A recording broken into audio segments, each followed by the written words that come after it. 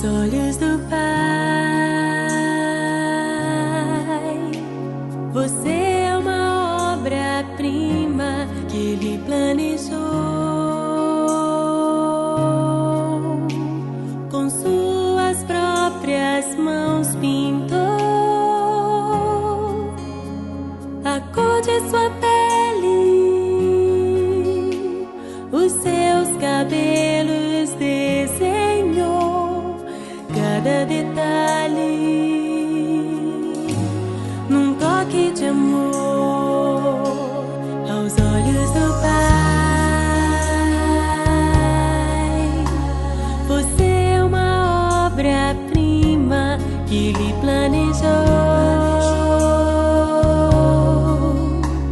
Com suas próprias mãos pintou a cor de sua pele,